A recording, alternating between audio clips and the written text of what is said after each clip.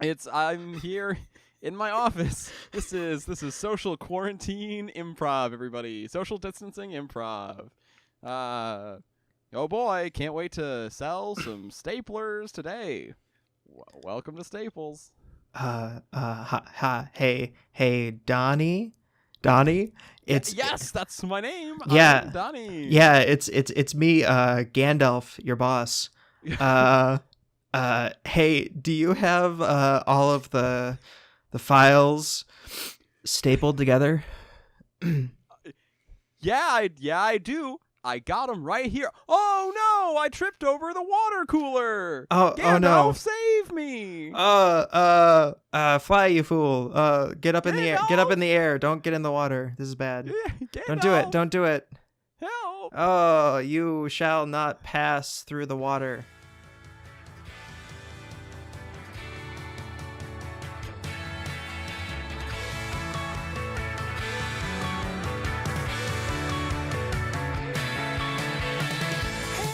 Hey, won't you come around here so we can do it our way? Forget about the consequence.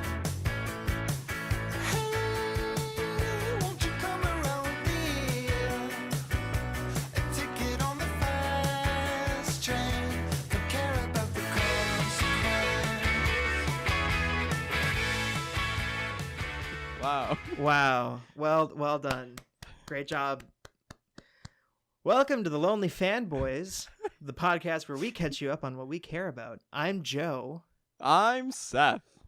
And so welcome to the very first episode of the Lonely Fanboys. Seth and I decided to do this, 4 hours ago. We were both doing our lovely, enjoyable jobs of driving around and bringing people their lunches.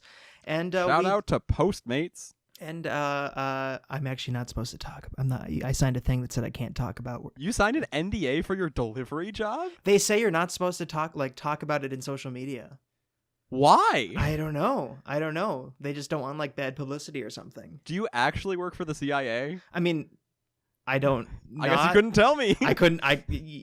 Anyways, so yeah, we decided to do this just a few hours ago, and we thought, what better thing to do than tell you guys what we enjoy. So we're gonna kick it off with our little segment called Recent Obsessions. Why don't you talk about that, Seth? Yeah, so this is a segment where we're just going to ask each other 5 questions. Those 5 questions are: what are you watching? What are you reading? What are you listening to? What are you playing? And, of course, what are you wearing? Because Joe and I are fashion gurus, and also the best place to talk about fashion is on a strictly audio medium. So, just so you at home can get a little picture of who you're listening to, we're going to describe in detail the outfits that we're wearing to each other. So yeah, let's kick it off. Hey, Joe. Joe? Yes. Joe, do I have Joe on the line? Hey, Yep, Joe. yeah. Hi. Thank you. Thanks for taking this call. I really appreciate it. Hey, Joe. Yeah. What are you watching? Oh man. So thanks to this awesome coronavirus thing, we've been social distancing. Joseph Garcia Menacol, quote unquote. Awesome coronavirus. Yeah. So my wife and I. Joe is recently married. Recently married. Congratulations. Thank I you was the very best much. man. Yes. Co-best man. Co-best man. Yes. So we've been binging a lot lately, a lot of TV and movies while we're social distancing. And one of the things we just watched was Iron Man 1, the very first one, the thing that kicked off the Marvel Cinematic Universe.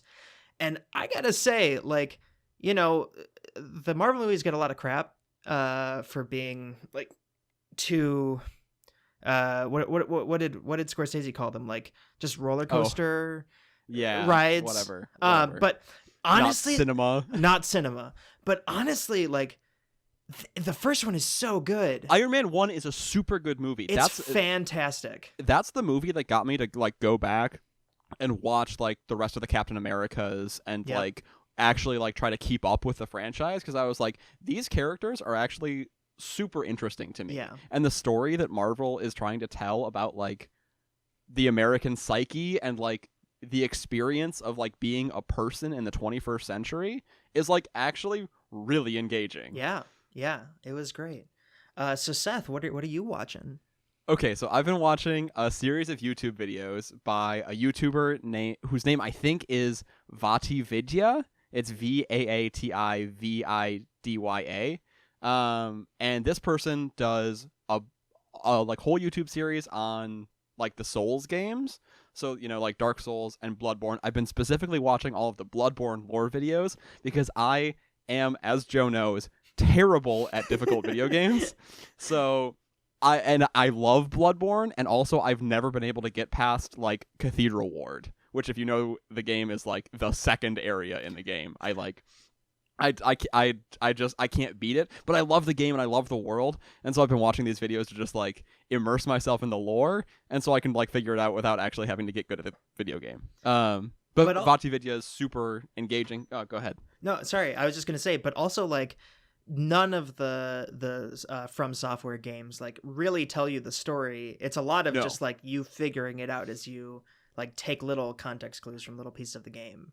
Yeah, which is great and also incredibly frustrating when you're bad at the video game already. Right. And so it's awesome when you have somebody who's good at the game who can just explain it to you, which is exactly what that YouTube series does. Yeah. So Seth. Yeah. What are you reading? Well, okay, this one's not a funny answer. This is a serious, timely thing. There's a really good article from the Washington Post going around. It's called Why Outbreaks Like Coronavirus Spread Exponentially and How to Flatten the Curve. It's written by a person named Harry Stevens. And it's just, in it, they have some really good visual demonstrations of why it's really important that we do this whole social distancing thing. Not because it's going to necessarily stop people from getting coronavirus, but it's going to stop us from all getting it at the same time, which is really important so we don't overwhelm our medical system.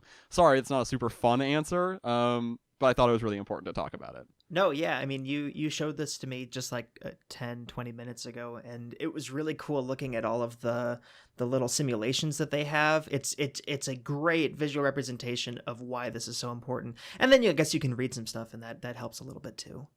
Yeah, it's just like a nice, concise little article. Yeah. Joe, what are you reading? Oh, wow. So, as we've said multiple times, we kind of decided on these topics 5-10 minutes ago on what we're going to go over. And so I really haven't read a lot this week. Like I said, been just kind of consuming a lot of visual media. But I went back into my log and I found this wonderful little piece that I'd just like to share with you. It's kind of some inspirational words. And where does it come from? It comes from the internet. The internet. The internet. It looks like it's from Twitter. It might be a Twitter. Okay. It might be a tweet. A tweet. It says twatted. It says, "Hey, you, the writer struggling with your book, or your pilot script, or your comic book.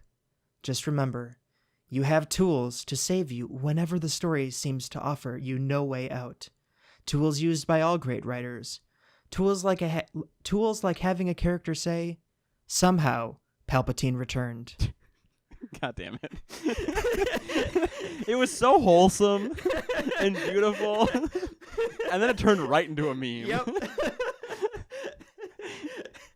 Oh, boy. That's great. I'm sure at some point we'll talk about Star Wars and specifically Episode 9. Oh, 100%. I have a whole, not directly talking about Star Wars, but I have a whole topic that I really want to go into around the Star Wars franchise. We have many episodes to do of this podcast. Oh, yes. That's very funny. Thank you for sharing that. You're welcome. You're welcome. Speaking of podcasts, Joe, what are you listening to? Oh, man. So one of the big reasons I jumped into this whole wanting to make a podcast is because I've been just listening to so many. And one that I've been really into lately is the Try Guys' new-ish podcast called The Tripods. It is just delightful. Would you explain to me, an absolute plebeian, who the Try Guys are? Yeah, so the Try Guys is a YouTube series that actually started on BuzzFeed. It was these 4 guys who just started doing these videos for BuzzFeed where they'd go to a salon and they would all try to get $500 haircuts or try new foods, try to skydive, things like that.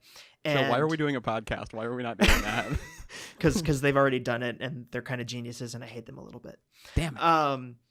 But yeah, so then they left BuzzFeed and started doing their own thing, and it's been super successful. And so just because of this boom in podcast, they decided to do it too. And it has also been just so delightful because the show only gives you so much of how like wholesome these four guys are, and it's just delightful and really fun. That sounds delightful and really fun. Yeah. I will check that out. Yeah. Seth, what are you listening to? I'm so glad you asked me that, Joe. So, as I was telling you before we started recording, I've been like making a lot of like videos and TikToks. Follow me on TikTok at the Voldemortician recently, and in all those videos, I always want music in the background, but I like can't use copyrighted music because it'll get like hit with a copyright strike and taken down or whatever. So I decided to start listening to copyright-free music in my free time, so that like when I hear a song and I love it, I can be like, oh, I can put that right in a video. So I have been listening to the electronic dance music label Dirty Works with a Z, and they released this one track by this artist named Exilium. The track is called Take Me, and it's actually an absolute banger. Wow! All right, And I have to check it out. We'll have to do an episode where I talk about EDM and dubstep and that whole like electronic music scene and why I love it so much. That's for a later date, but just know that Take Me by Exilium, if you're into that sort of thing, it's hard style. That's the genre. So if you're into that sort of thing, that's a really good track. I don't mean to dig on you because I know you're also a metalhead a bit. Yes, that's correct. But I like all the bad music genres. yes, but metal already all sounds the same for the You're most incorrect about that. You're deeply wrong. part. Yes, but royalty-free metal is the same. Fight me. It is all this. It is one song. It is the same one song.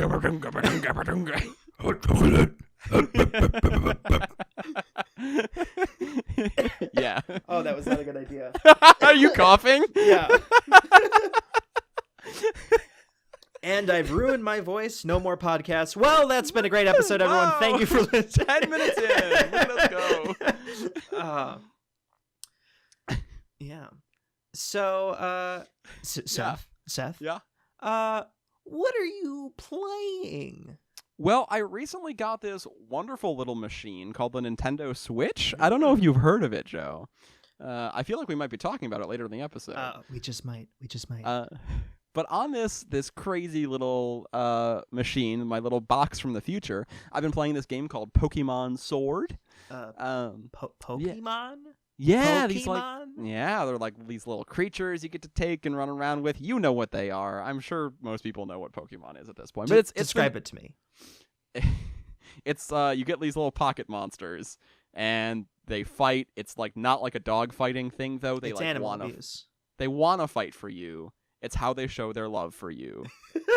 I'm correct about that. I know it sounds dubious, but I'm right. I love my Pokemon so much. I love them so much, in fact, that I'm... I beat the game within like 3 days of getting it. But I've been going back through and doing what's called a Nuzlocke run, which is basically where you go through and normally in the Pokemon game, like if your Pokemon like goes down to 0 HP, it's like it faints, and then you can bring it back by like visiting a Pokemon Center or giving it a revive, whatever. In a Nuzlocke run, anytime a Pokemon faints, you have to let it go, and it's gone. It's sort of like permadeath for Pokemon. And there's a couple other like rules and nuances to it. Like you can only catch one Pokemon per area in the game, but basically it makes you really emotionally connect to your Pokemon. And the other day, I lost a Pokemon named Yamper, who's like this little electric corgi Pokemon, and he died, and I cried. Wow. I wept over my Wow. Pokemon. Jeez. So have you lost your starter? I lost that whole run. Oh wow. Okay. Yeah, my entire team got wiped, but I cried about Yamper. Oh jeez. Oh boy. Yeah. Made me so sad. Oh boy. Let's not talk about it anymore. Okay. It'll make me emotional. Okay. Joe, yes. what are you playing? Oh gosh. So are you familiar with the Humble Bundle at all? I am. Yeah. So for anyone who doesn't know, there's this company online called Humble Bundle, and they instead of purchasing games, you donate money to charity and then they give you games based on that. And every year they have these big humble bundles where they give you a ton of indie games. And when I first started doing this back in like 7th or 8th grade, I got this little title called Cave Story, and I got it on my old Macintosh laptop, and I totally loved Nice. it. And then my Macintosh died forever. RIP. I miss it a lot. And so I never got to beat the game. And recently I saw that it was also on the Nintendo Switch as an indie game, and I picked it up, and I am really enjoying it. You're this little robot dude in like a underground world where there's rabbits and other robots, and you're trying to protect the rabbits from this evil organization of like doctors who are trying to test on the rabbits. It's really wild, but it's great. That sounds amazing. Yeah, And there's- it's like it's older. Mm. That's true of most of the games on the Humble Bundle, right? They were released like a little bit ago. not just- necessarily. They're just super indie, and Okay. back like when it originally started, indie wasn't quite what it is today, where there are super popular indie games. This was like I mean, Cave Story is like the perfect example of one of the first like indie games that people were like, wow, this is great, because it's just like a Mega Man kind of game. Oh, cool. Yeah, Okay. yeah, yep, That sounds great. yeah, 2D platformer shoot 'em up kind of thing. It's fantastic. Nice. Yeah. Well, my final question for you here today, Joseph, is what are you wearing? Oh gosh, I hate talking about this just because I'm wearing this hoodie, and I got this hoodie last Christmas. It was like the free hoodie I got for being a member of 88.9 Radio Milwaukee, and I've only washed it a few times, and Gross. I've worn it way too much. Gross. It's one of two hoodies I've been wearing lately, and it's all I wear when I go. Not all I wear. It's the main thing I wear when I go to like the car dealerships to film cars. So there's Oh, like wow. a little bit of like caked on grease on my back, but it's so comfortable. It's got It's- character. It's it sure got so character. comfortable. So that's what I'm wearing. Wow. I'll make awesome. sure to wear something else next week. Yeah, please do. It'd be really embarrassing if you wore the same thing 2 weeks in a row. Yeah, that'd be embarrassing. Oh no. So, Seth, Yeah. what are you wearing? Stop. You're a gross man. I am wearing this cute little green Goodfellow sweater. Goodfellow is the Target men's brand. It's a Goodfellow sweater that my brother got me for Christmas. Shout out to Blue Campbell. Got it for me for Christmas. He works at Target, so he got that sweet employee discount on this Nice. nice little sweater for me. I love it very much. Oh, that's adorable. Yeah. So, now that you know a little bit about who we are and what we like to do and what we look like, or at least what we're wearing, I think it's time for us to tell you what we're interested in. So, Joe, what is it that you want to talk about this week? Oh man, so we picked a perfect day to start doing this podcast because earlier today at noon on March 17th, 2020, we got the first Nintendo Direct in months. Yes, we did. You want to explain for people what a Nintendo Direct is? Yeah, so as soon as you get yourself one of them nice little Nintendo Switches, Future Box. Future Box, you will open up the Nintendo eShop and see that there are so many games. And it is honestly very overwhelming. And you just don't know what's good and what's bad. So you start going online. And when you go online, there's a long way of getting to the fact that Nintendo has like a quarterly video that they put out where they just kind of highlight the big games that are coming out. Sometimes they do surprise drops where they'll release a game that day. Those are very exciting. And today they had an indie direct, and that's exclusively independent game titles, which, as I said before, I really enjoy. So it was very exciting for me. What is it that you like about indie games or independent studios? Well, okay, first of all, do No, you want that's to like fine. explain the difference between what an indie game studio is and what a AAA game studio is? Sure. So it's just like what it sounds like. A AAA studio is putting out like Assassin's Creed, a big basketball game of the year, 2K20, just big titles. Call of Duty. If you've heard of it, it's probably a AAA title. Huge budget. Huge budget. A ton of resources. The millions highest of players. Yep, the highest quality graphics for the most part. You hope. We'll get into that. Yeah. And indie games are usually like a lot of them are 2D games, but there are a lot more 3D games now. But they're made by small companies. You can usually like the thing I really enjoy is you can kind of feel the heart behind them. You can see the passion that someone spent. Like Axiom Verge, the dude spent 15 years of his life making that game by himself in his basement, and like you feel that love. And that's true for a lot of these games. Is it's not always one person, but it's usually not more than 10 people working together on a project. So yeah, it really has that heartfelt feel. You can tell people put a lot of love into a particular game. Yeah. So that was really exciting. And the other aspect of it that was really exciting is the fact that, like I said, we usually get these quarterly, and every year there's always been one in January. And this was the first year we didn't get one in January. And then we didn't get one in February.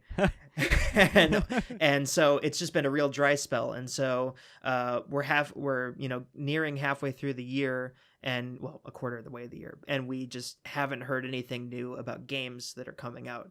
And the thing about Nintendo is there are some third-party games, but it's predominantly about the Nintendo exclusives that you get Nintendo. You want those Marios, you want those Zeldas to come out, and when you don't know if there's anything coming out, you don't know what to look forward to. Yep. Yeah. So just for people who don't know, sort of the way the video game industry tends to work is that each major platform, Nintendo, Xbox, and PlayStation, have some games that you can play on any of them, but a lot of games are exclusive to one or two consoles, or maybe it's like you can play it on a computer and the PlayStation, but not the Xbox or the Switch. So it's really important when a game comes out. If it's exclusive to the system that you have, that's really exciting. And so Nintendo is really good about trying to get interesting, exciting exclusives for its fan base. Yeah. Okay, so let's get into this Indie Direct. Yeah, great.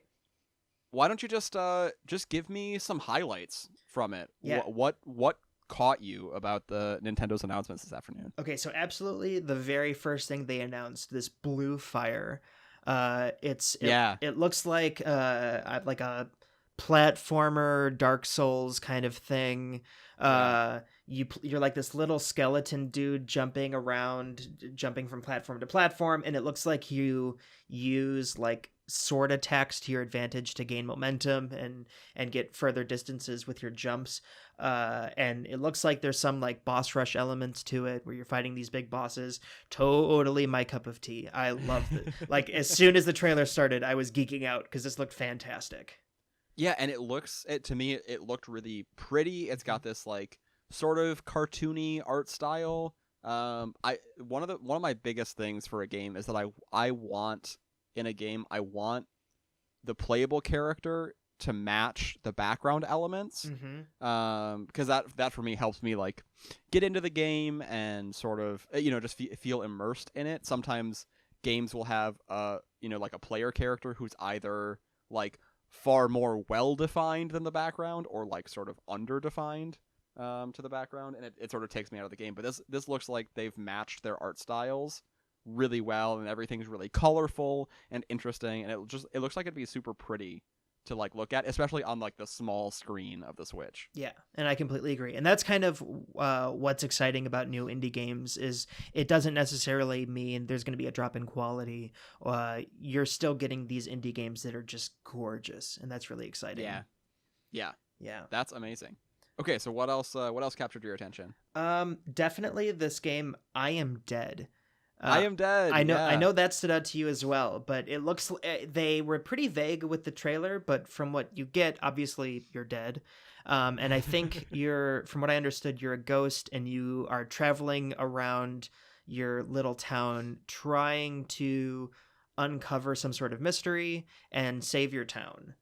Yeah, and it seems like you can sort of like clip through walls and you can float up really high and you can just sort of travel wherever in this town and just sit there and watch people. Mhm. They said something about ghostly powers in the trailer. Who knows what that means? But yeah. Yeah, maybe you can like knock stuff over or like make stuff happen. I'm not sure. It's again a game that I think looks really pretty, has a really consistent art style. And it looks like it's. Go ahead. Oh yeah, the art style reminded me a lot of the recent Untitled Goose Game, which I Yes. really enjoy. That kind of like a Yes. playful, cartoonish, almost toy-like look. It's Yep. it's really enjoyable. Yeah. Yeah, it sort of it makes you feel like a little kid, but it also seems like it's telling a serious, mature story about death and dying somehow. Yeah. Yeah, really excited for that one. Yeah. I'm just scrubbing through now. Oh yeah, this, what was it called? Faria, the like TCG sort of like Catan like game. Did you see this? Yeah, Yeah. with like cards and stuff. Yep. Yeah. Yeah, that definitely seemed like something you and I might enjoy. Yes. Like, it almost looked like Catan meets Hearthstone, maybe. That's exactly what I thought. Yeah. Is it multiplayer? I couldn't tell if it was like a campaign thing, like a Slay the Spire type thing, or if there's like multiplayer elements to it.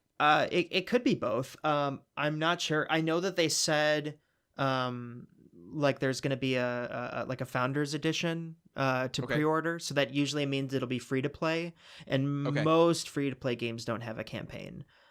Cool. Yeah, Okay. so I would assume that this is going to be like some sort of 1v1 Hearthstone kind of thing. 1v1 me, bro. All right, I'll do it. Yeah, that seems super great. Well, anything else? Any big highlights before we talk about the big reveal that they had at the end? The of one last thing. The one last thing. The one last thing. Eldest Souls looked pretty cool. It's like a very clearly a Dark Souls-esque 2D kind of game. Definitely. Yeah, they just a few months ago they released this game called Blasphemous. Okay. That they said again is like a Dark Souls-esque game.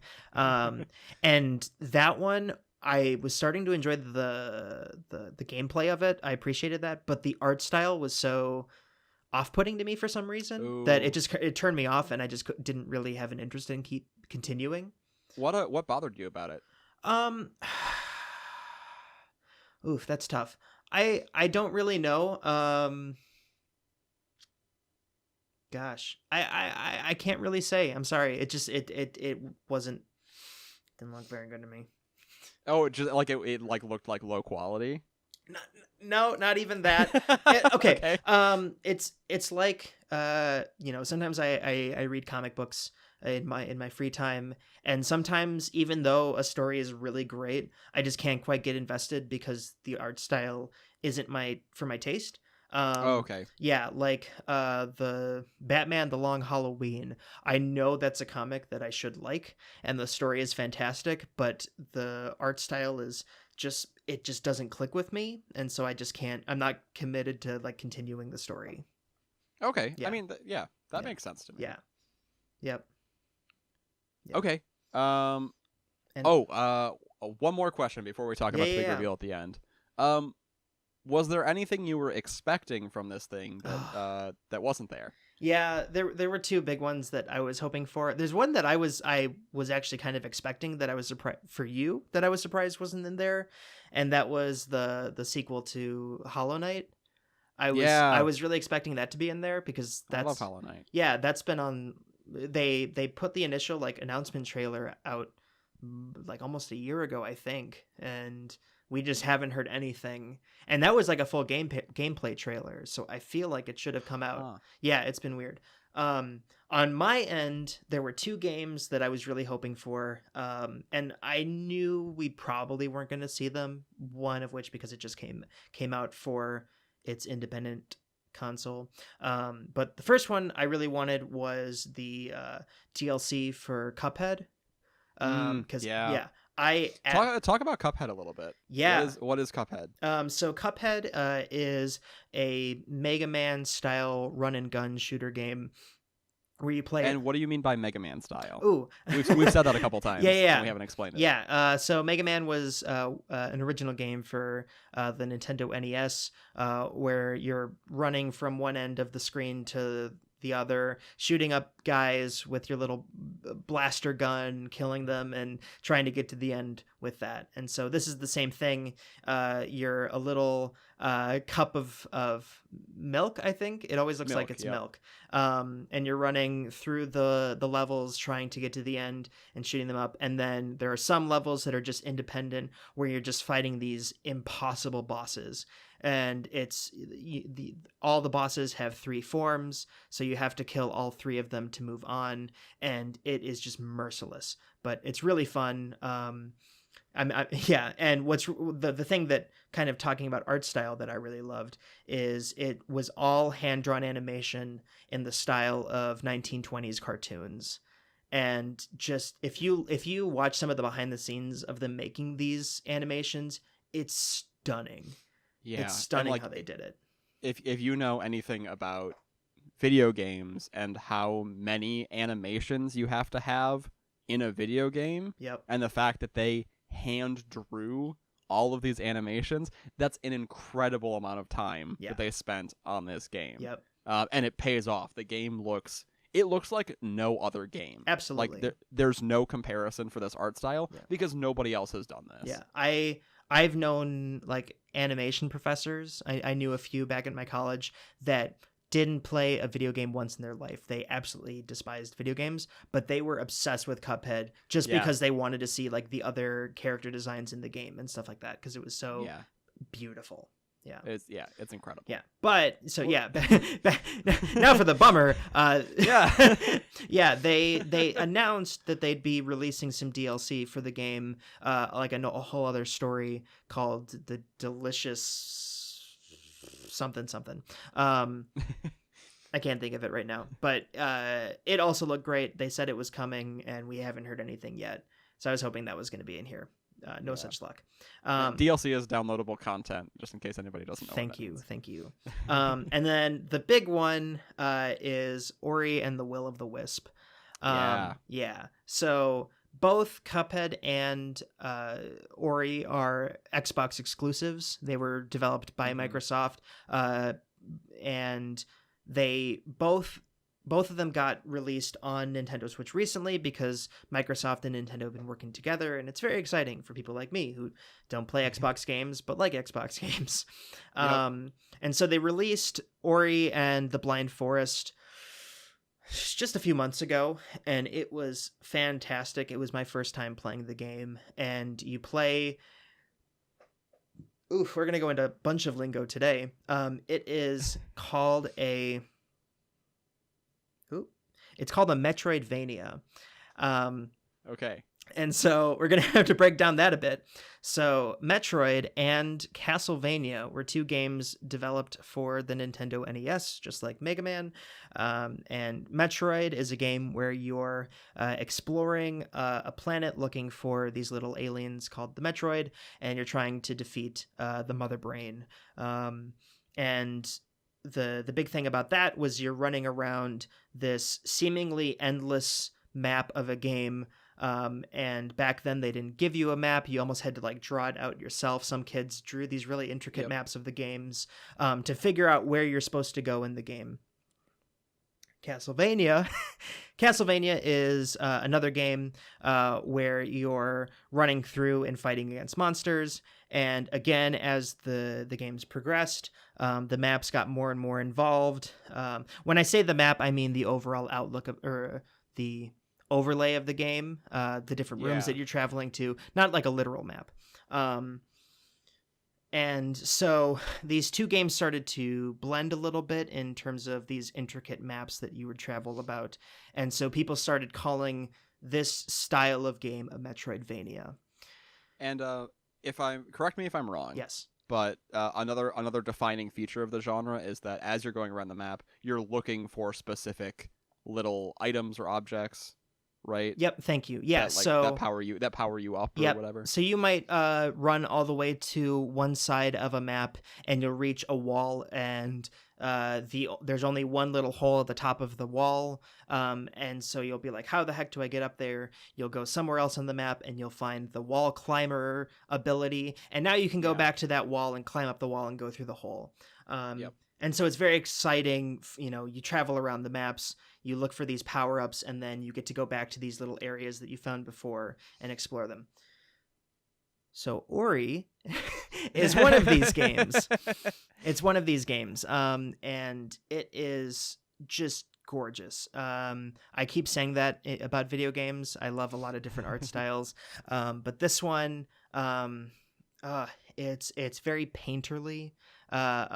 It's these beautiful blues and oranges, and you play as this little, almost like a lemur-like creature, who lives in this magical forest, and one day the magical forest dies. It's kind of hard to describe, but there's this big like rainstorm, and it just kills off the forest, and so you're traveling through the forest to try to bring it back to life, essentially. And along the way, you meet these different little characters that help you along with your journey, and then you fight this big scary owl at the end who's trying to stop you because of reasons you find out at the end, and it's very dramatic. If you're listening along at home, you should take a minute to just look up some pictures of this game, some screenshots or whatever, because it's truly like breathtaking. Yeah, this it art. is. It's I mean, amazing. you can take a still from any scene of this game, and it'll be a painting, 100%. Yes. Yeah, exactly. Yeah. So they recently released the sequel to it, which I've been very excited about, but again, they released it only on Xbox, and so I was pretty bummed that it has not yet been announced for Nintendo Switch. Hopefully, it's coming soon, but I have no clue. Yeah, that's part of the trouble with being a fan of video games, is that you're kind of up to the mercy of the video game studios, and they'll tell you what you need to know when you need to know it, Exactly. and not a moment before. Yeah. And that can be really frustrating sometimes. Yep. Speaking of which, a little tangent moment. Did you hear about the PS5 getting revealed tomorrow? No, I did not. Tell me Okay. more about that. Yeah. PlayStation just put out a tweet this morning saying there's going to be a full video tomorrow talking about it. So we'll have more to talk about later. Okay. Yep. Yep. All right. That might end up being an episode in the future. Yep. Absolutely. Okay. Absolutely. Cool. Yeah. Well, I think we're at the point now where we have one more thing to talk about. One more thing. So we're being pretty tongue-in-cheek, but what we're referring to is in a lot of the Nintendo Directs, the big exciting thing is at the end of these videos, they'll say like, all right, we're just about ready to go, but first we're going to tell you about one more thing. And that's where they announce either the big title that you've been hoping for, or sometimes a game that they're going to release that day, and it's very exciting. The perfect example is the last Nintendo Direct before this one. They announced Legend of Zelda Breath of the Wild 2, which was a huge deal. We all freaked out. We're all very excited, and that's that. So, what is the one more thing of this Direct? It was Exit the Gungeon. So that's Gungeon with a G. With a G. Gungeon. So this was a super popular indie game for the... Enter the Gungeon was a super popular game for the Nintendo Switch. It's done super, super well, and so they announced the sequel and released it today. So people were very excited. I have not played this game yet. Have you? I have not. I've watched some folks play it. It's wild. Yes. It's just like it's a little like 2D, not necessarily dungeon crawler, I guess you'd call it. Yeah, these games are usually called bullet hell. Which just you're in a space and everyone is shooting at you and you're shooting at them and you are trying to dodge hundreds of bullets at once, and it's crazy. Yep. And it actually reminds me a lot of Galaga. Totally. Or like, totally. like old games like that where you just have a million spaceships and they're all firing at you, and you're just holding down your like gunfire button and you're shooting back at them. Yeah. And the big appeal about Enter the Gungeon was just how many different types of guns there were in the game. Yep. And it's not like there was an AK-47 and a Glock. We're talking It's not Call of Duty. It's not Call of Duty. We're talking like a gun that shoots a giant laser beam that only shoots in an S formation, and so you have to figure out how to aim the gun properly so it shoots in that S at the target. It's just crazy. There's like a gun that like shoots chainsaws or something. Yep. Just like a bunch of like wild stuff. Yeah. And so just like there's always so much happening on the screen. So it's really exciting to like watch somebody else play this game, even if you're not playing it yourself, because you just look at it and you go, how you don't even know how that person is doing anything. Yeah. When there's a million things happening. Yeah, and just for a little context for listeners, I primarily play like platformer games and then like the Souls kinds of games where you're just like fighting a giant boss. I love those kinds of things. And Seth, Yep. is it fair to say that you're more of a sports guy? Sports games for sure. I like my occasional like action RPG sort of thing. And I like a good AAA platformer. Sure. Indie platformers can sometimes bother me. Yes, I understand. Yeah, so speaking about sports, are you Yes. ready to talk about your topic of the week? Well, let's go to a short break first, and then we'll come back, and I'm going to talk about football, but I promise, don't turn it off. I promise I'm going to make it interesting. Let's run to a break, and then we'll come right back. All right, Joe, it's time to make some money. Let's read some ads. Our first ad is from Wait. We can't talk about it. What? We can't disclose what it is. But we have to make an ad. Hold on, let me read the email really quick. Okay. What did you sign, Joe? Okay. What have you gotten us into? Hey guys, thanks so much for advertising us on your podcast. Everything sounds good with what you want to do. We just ask that you don't talk about what we can't give out the name of the product. You can't give out the name of the product. Can we describe the product? Yeah, I think we can. Okay. So sometimes when I'm in the shower, I just really need... Okay, but the name of the product is like the thing that it is. Yeah, we can't say it. Sometimes I get itchy. Yeah. Sometimes I'm in my car or the shower. And you're just driving around. And Yeah. And then you get to and you get out and they're like, "Hey, that's a pretty good and then I use, the and then I am no longer itchy. and it is just amazing, ladies and gentlemen. You can get the we can't Careful, Joe. give the website either. We can't give the just go to www.com/thelonelyfanboys. Welcome back, everybody. So that was some wonderful advertisements we just listened to. So Go ahead and pick up your right now. Yep. Right away. Yep. Get it while supplies last. If there's supplies. So Seth, Yes. there's this thing that you really like that we don't talk about. Is it K-pop? No, I can get hip with the BTS now and then, but Oh, that was so close to right. but there's just one thing that throughout our 8 years of being best friends, you bring up and it goes nowhere, and so I think. Oh, go ahead. and so for this very first episode, I want to open up my ears and let you talk about sports. Sports. Oh man, I've been dying to talk about sports. It's been a big tension in our friendship. You know how much of a big sports man I am. But seriously, since like coming to college and moving away from my home, sports has been one of the main ways that I like still feel connected to like my childhood home and everything.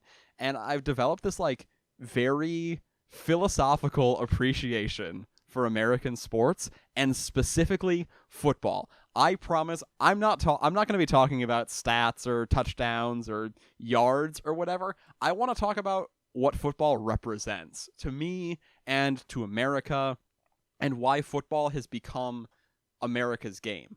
I truly think that football is America.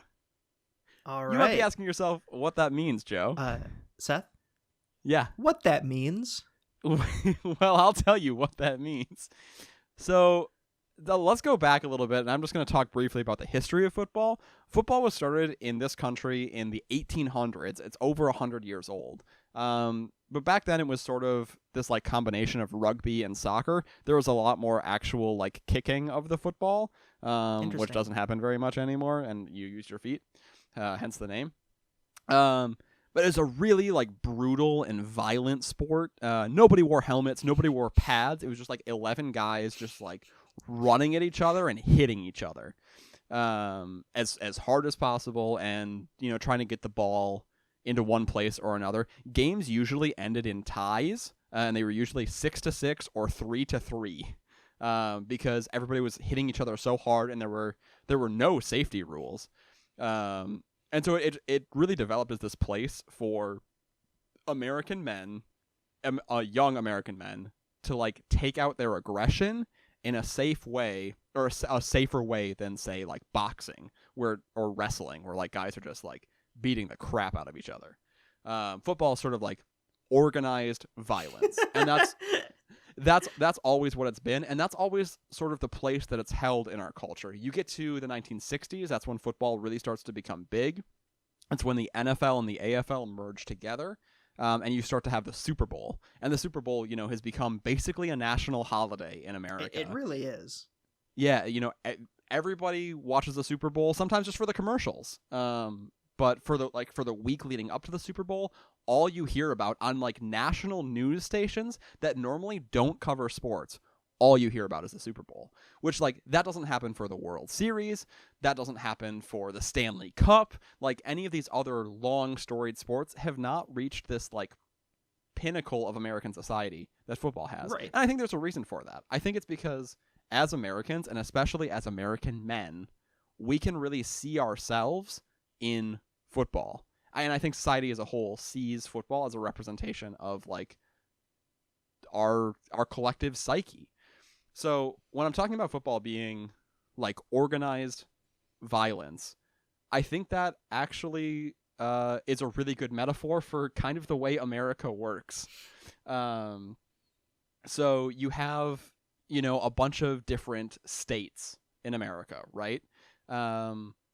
Which is sort of a parallel to the different teams that you have in football. And people in their respective states really support their state just like they support their football team. And these states all sort of come together, and they're like sort of the same, but they're like not quite the same. And they sort of work together, and also they sort of compete with each other. And we live in a time now which, one, thank God, but two, is a time that's far more peaceful than any time in history. And, that sounds weird to say when you think about conflict in the Middle East and conflict on the continent of Africa. It sounds weird to be like, this is a peaceful time. But in terms of like world wars, like big global mass conflict, this is actually a relatively peaceful time. And I think a lot of it has to do with the fact that instead of joining the army now, young men and young people can go play sports, and can go play football, which is a sport where, especially for men who have a tendency towards anger and aggression, you're able to take that out in a healthy way. That's Go okay. ahead. That's a really great point and some really great insight. I mean, when you think of kids joining the army during World War One, it was almost World War Two. It was almost exclusively like for financial reasons. I mean, that's why my grandfather Yep. joined the army, was so that he could afford it. And now when you think about like kids doing sports, a lot of them say like, I want to be able to do it in college and get a scholarship and then make money playing professional sports. That's really interesting. Yeah, exactly. And another parallel that I think football has to like the collective American experience is sort of this notion of like the binary of victory and defeat. Like in America, you're either winning or you're losing, and like if you're not winning, you're losing.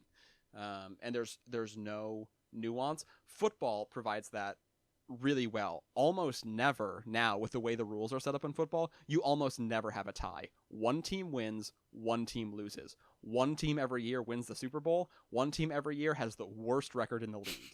And it's really easy to just look at a set of standings in the newspaper or online or wherever you see them and say, wow, this team is better than that team. My team is better than your team, and that's indisputable. Like, my team went on the field, played for 60 minutes, and beat your team. And so I can say they are better, hands down, no questions asked.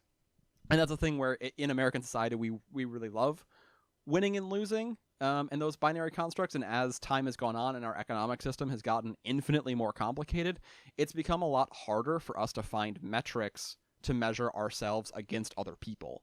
Like you could say like, maybe somebody has more money than you, but you're probably happier than they are. Or like, you have a healthy, happy family and they have a lot of money, but they're addicted to cocaine or something. Like things are really, really nuanced. And so there's no score for life. So to have an area of our lives where we can look at it and say, a binary understanding in 5 seconds, you can look at something and say, that's better, that's worse. That's really comforting to Americans. Americans are also used to, after this history of global conflict that we have, we're undefeated in world wars, back-to-back World War champions. But now we don't really fight other countries. And so it's hard for us to get that sense of superiority unless it's in the sports world.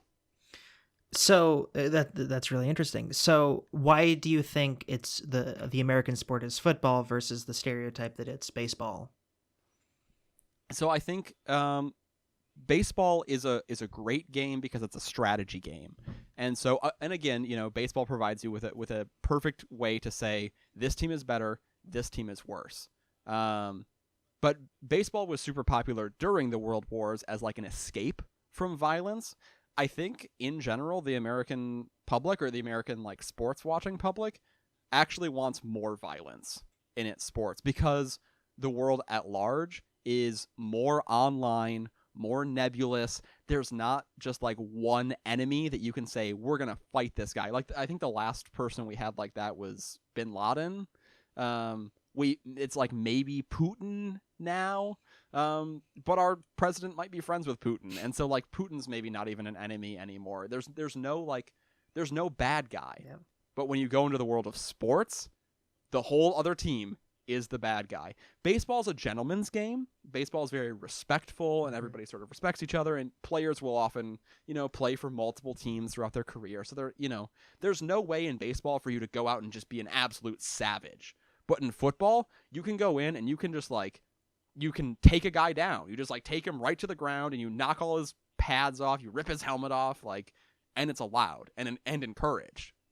And so I think for Americans, it's really cathartic to every Sunday for 4 months or whatever, you get to sit there and you get to watch that and you sort of get to let it out of your system. This built up, pent up violence, you just get to let it out.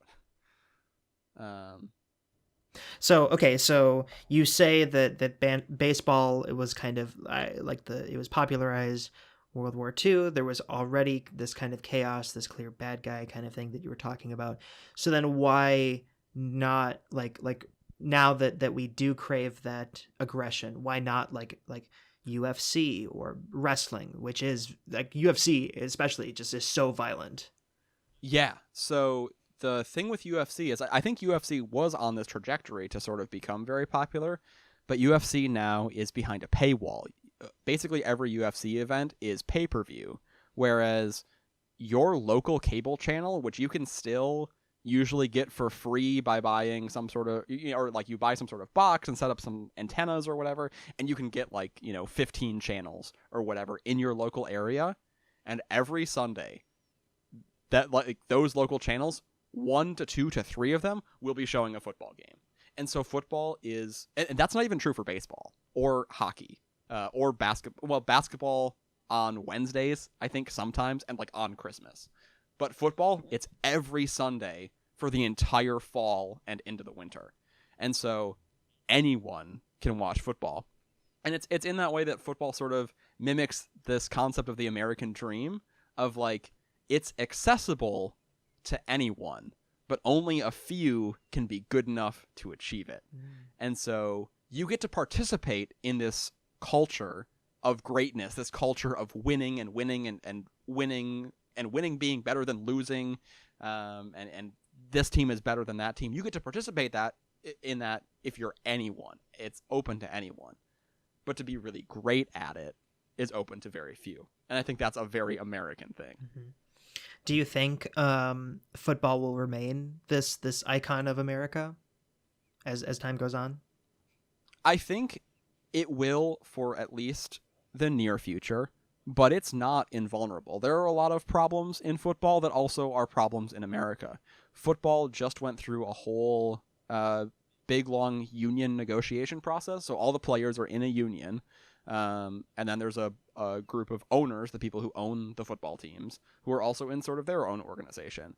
And they have labor disputes every 10 years. It's set up, they sign 10-year contracts, the union does with the owners. And these labor disputes sometimes result in players not playing. There have been a couple strikes through the history of football, one of which resulted in players not playing and then replacement players being brought in, but all the stars are sitting out. The owners have a pretty tight grip on the league, and so they usually get what they want. But just like we're sort of facing in America right now, this tension between this upper 1% and the bottom 99% and this wealth distribution thing, that's exactly the same issue in football right now, is that the players feel like the NFL and football as a whole is super profitable, which it is. It's been the number one sport in America for, probably 30 years now. And the players want their fair cut of it because they feel like they're the ones doing the work. The owners just own the team, which is a little true. And so in that way, it's mirroring this tension that we're feeling in America. And so that could be the thing that brings football to its knees, is if American workers as a whole start to rise up and start to, demand their fair share, then there's no reason that the football players wouldn't do that too. With issues like concussions and damages throughout football, do you think things that are growing more popular and are just as much competitive and have had growth exponential? I'm talking specifically about esports. Do you think we might reach a day where PUBG is more popular than football? That's a really good point. I think that the rise of games like Call of Duty and PUBG and Fortnite, these sort of online multiplayer shooter games, actually correlates with a lot of the stuff that I've been talking about violence in the American psyche. And those things absolutely have a chance to fill this void in American society as we start to become more conscious of the way that we process violence and the way that we consume violence and how much violence we actually want in our society. And so if you hold up a comparison and you say you can get the same sort of catharsis from a game of Call of Duty that you can get from real people playing football, the difference being that in Call of Duty, no actual human beings are ever harmed, whereas in football, guys get concussions and brain trauma and rib injuries that end their careers and fundamentally change the way that they're able to live their lives. If we as a society at some point end up saying, what? The better societal good is switching to watching video games rather than watching football. I could see that happening. Yeah. Um, Have you watched any Minefield, the Vsauce show on YouTube? Yes. Yeah. Yes, I have. Have you seen the episode? I don't remember the specific title, but the one where they kind of go into the perception that if you get all your aggression out, you'll feel better afterward. Yeah. Yeah. So what they kind of discovered through this small sample experiment was they took people and they asked them a series of questions, and then half of the experiment just sat in a room with a bunch of like pottery and stuff like that, and just kind of observed it and took it in. And then afterward, they asked them another series of questions that kind of related to the mind and things like that. The other half, they gave them a hammer or a bat, and they said, just start breaking this stuff. And so these people took out all their aggression and just started smashing everything in the room. It was really fun to watch. But after they found out that the people who had just sat there and, took in their surroundings and kind of was just kind of appreciating everything, they all felt dramatically better after the whole process than the people who got to take out their anger. So where I'm getting at this is, do you think it's good that we have this society that loves this catharsis of aggressive sports and things like that? I think it's obviously not ideal. I think Americans are known for being particularly aggressive and violent when it comes to just like our perception around the globe of the type of human beings that we are. And I don't love that. I would really like for us to be able to do things like destigmatize therapy and destigmatize mental health medication and just have a better mental health system in this country. That being said, I think we're clearly in the position we're in from hundreds of years of generational practice and generational violence, and that's going to be very difficult to combat. And so I don't think the solution is take away football, take away sports, because it's not the healthiest, because I think it's far healthier than the alternative of people just bottling up their anger and not dealing with it at all. Yeah. Yeah. Well, a little bit of philosophy, a little bit of gaming. I promise this won't be every episode, but it was a really great taste of what to expect with the Lonely Fanboys. Seth, you're in charge of our outro. Go. Great. Well, thank you so much for talking with me, Joe. I really love hearing all the things you're interested in, and I love just getting to talk to you sometimes. I love talking to you. And really importantly, not only do we want you to know what we're interested in, but we want to know what you're interested in. You can email me at sethwilliamcampbell@gmail.com. We'll set up a Lonely Fanboys email address at some point, and we'll let you know what that is. But yeah, you can email me, sethwilliamcampbell@gmail.com, and we'll read some of the stuff you're interested in on the show.